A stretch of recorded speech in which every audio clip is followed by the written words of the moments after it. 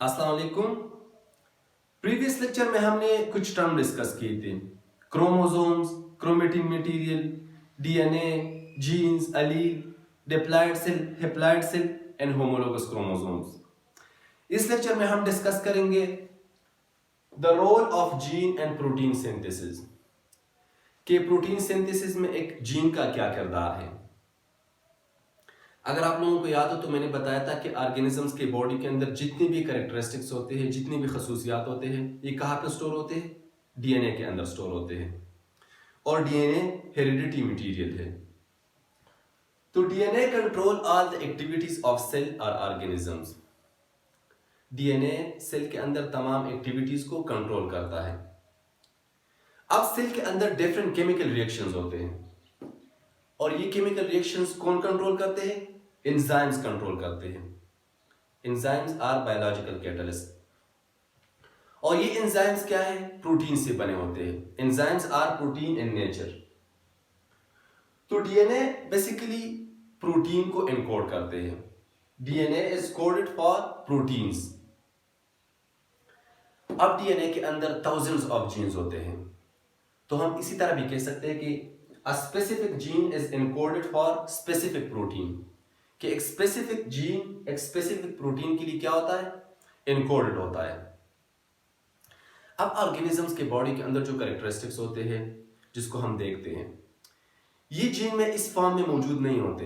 अगर हम ह्यूमन आई की बात करें, ब्लू और ब्राउन, तो जीन में ब्लू और ब्राउन कलर नहीं होता, बल्कि इस कलर के लिए क्या होता है? कोड होता है।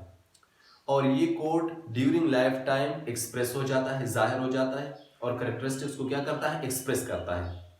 इसको हम क्या कहते हैं? जीन एक्सप्रेशन कहते हैं। तो जीन एक्सप्रेशन क्या है?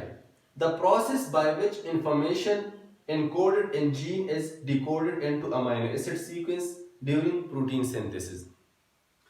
जीन एक्सप्रेशन वो प्रोसेस है जिसके दौरान इंफॉर्मेशन जो जीन में एनकोडेड होते हैं, ये डिकोडेड हो जाते हैं। डिकोडेड मीन एक्सप्रेस हो जाते हैं, जाहिर हो जाते हैं इनटू अमीनो एसिड सीक्वेंस।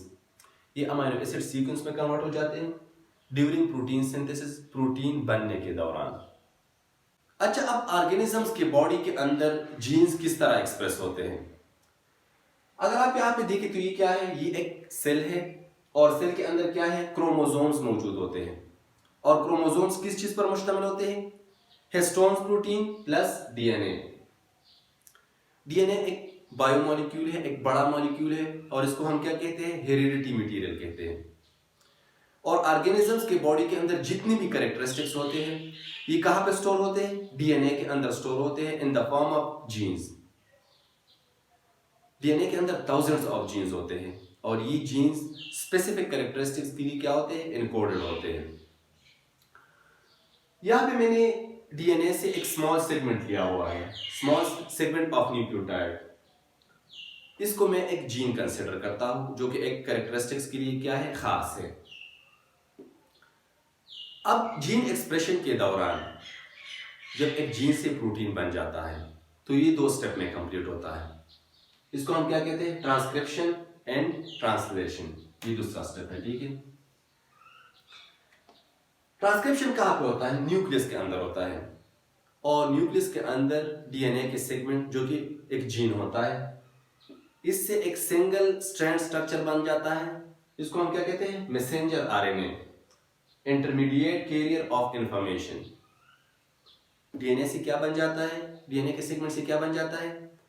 एक मैसेंजर आरएनए बन जाता है। इस प्रोसेस को हम क्या कहते हैं? ट्रांसक्रिप्शन कहते हैं।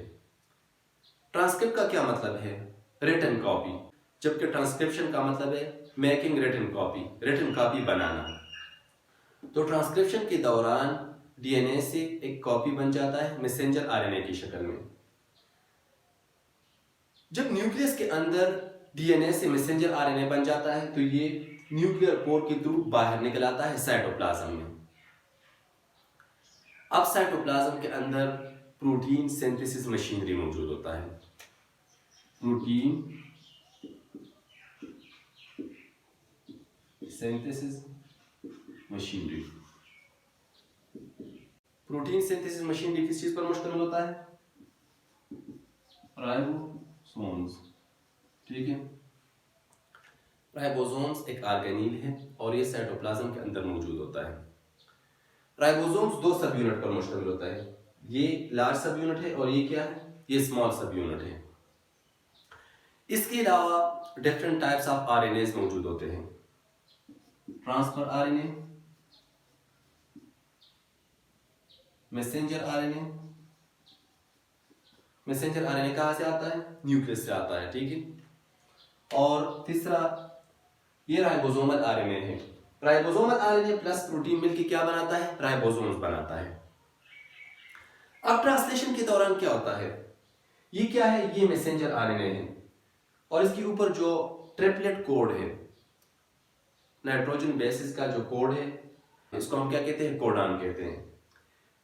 ये जब राइबोसोम से पास होता है तो इसी दौरान इसको रीड किया जाता है। किस तरह रीड किया जाता है, जिस तरह मैंने बताया कि साइटोप्लाज्म के अंदर डिफरेंट ट्रांसफर आरएनए होते हैं और हर ट्रांसफर आरएनए एक स्पेसिफिक अमीनो एसिड को पिक करता है, साइटोप्लाज्म से पिक करता है और ये यहाँ पे ले आता है। कहाँ पे ले आता है, राइबोसोम्स में ले आता है। ट्रांसफर आरएनए पर यहाँ पे भी एक ट्रिपलेट मौजूद होता है, इसको हम क्या कहते हैं, एंटीकोडान कहते हैं। ये एंटीकोडान एंड कोडान ये एक दूसरे की कंप्लीमेंट्री बेसेस होते हैं। इसी दौरान ये क्या करता है, ये क्या है, अमीनो एसिड है जो कि ट्रांसफर आरएनए पिक करता है। इसी दौरान ये रीड होता है, डिफरेंट ट्रांसफर आरएनए आते हैं, डिफरेंट अमीनो एसिड को पिक करते हैं और राइबोसोम्स में ले आते हैं। राइबोसोम्स में इन अमीनो एसिड के दरमियान क्या बन जाता है, पेप्टाइड बॉन्ड बन जाता है। पेप्टाइड बॉन्ड क्या होता है, प्रोटीन की जो बेसिक यूनिट होते हैं अमीनो एसिड, इनके दरमियान क्या बनाता है, बॉन्ड बनाता है, इसको हम पेप्टाइड बॉन्ड कहते हैं। तो इसी तरह मैसेंजर आरएनए से क्या बन जाता है, एक पॉलीपेप्टाइड चेन बन जाता है। ये क्या है, ये डिफरेंट अमीनो एसिड है, इसको हम क्या कहते हैं, ये पॉलीपेप्टाइड चेन क्या है, ये बाद में एक फंक्शनल प्रोटीन बन जाता है। तो अगर आप देखें तो ट्रांसलेशन के दौरान मैसेंजर आरएनए से क्या बन जाता है, पॉलीपेप्टाइड चेन बन जाता है और इसको हम क्या कहते हैं, प्रोटीन कहते हैं। इस प्रोसेस को ट्रांसलेशन इसलिए भी कहते हैं कि मैसेंजर आरएनए के अंदर जो न्यूक्लियोटाइड्स होते हैं उसका अपना एक लैंग्वेज होता है और ये लैंग्वेज कौन से लैंग्वेज में कन्वर्ट हो जाता है, प्रोटीन के लैंग्वेज में कन्वर्ट हो जाता है। ट्रांसलेशन क्या होता है, एक लैंग्वेज को दूसरे लैंग्वेज में कन्वर्ट करना। तो राइबोसोम्स का लैंग्वेज प्रोटीन के लैंग्वेज में कन्वर्ट हो जाता है। इस प्रोसेस को हम क्या कहते हैं, ट्रांसलेशन कहते हैं। ट्रांसलेशन कहां पे होता है, साइटोप्लाज्म के अंदर होता है। इस पूरी प्रोसेस को हम क्या कहते हैं, सेंट्रल डोग्मा भी कहते हैं। डीएनए से मैसेंजर आरएनए बनना और मैसेंजर आरएनए से क्या बन जाए, प्रोटीन बनना, ये क्या है, सेंट्रल डोग्मा है। अगर आप यहाँ पे देखें तो यहाँ पे क्या जीन एक्सप्रेस हो जाता है इन द फॉर्म ऑफ प्रोटीन। इसी तरह ऑर्गेनिजम्स के बॉडी के अंदर डिफरेंट जीन्स होते हैं और ये डिफरेंट जीन्स डिफरेंट प्रोटीन्स बनाते हैं। तो जीन्स का प्रोटीन के बनाने में क्या है, किरदार है। असल में जीन्स क्या है, जीन्स एनकोडेड होते हैं किस चीज के लिए, प्रोटीन के लिए एनकोडेड होते हैं। तो इस पूरे लेक्चर में हमने क्या सीख लिया, the role of gene and protein synthesis, कि एक जीन का प्रोटीन सिंथेसिस में क्या किरदार है। तो आई होप कि इस लेक्चर में आप लोगों ने सीख लिया होगा कि एक जीन किस तरह एक्सप्रेस होता है। जीन दो स्टेप में एक्सप्रेस होता है, एक को हम ट्रांसक्रिप्शन और दूसरे को हम क्या कहते हैं, ट्रांसलेशन कहते हैं। ट्रांसक्रिप्शन के दौरान जीन से या डीएनए से क्या बन जाता है, मैसेंजर आरएनए बन जाता है और ये प्रोसेस कहाँ पे होता है, न्यूक्लियस के अंदर। इसके बाद दूसरे स्टेप में क्या होता है, दूसरे स्टेप में मैसेंजर आरएनए से एक पॉलीपेप्टाइड चेन एक प्रोटीन बन जाता है और इसको हम क्या कहते हैं, ट्रांसलेशन कहते हैं। और ट्रांसलेशन कहाँ पे होता है, साइटोप्लाज्म के अंदर। यहाँ पे आप लोगों ने ये भी सीख लिया कि राइबोसोम्स जो कि एक ऑर्गेनील है और इसका किस चीज में रोल है, प्रोटीन सिंथेसिस में इसका रोल है।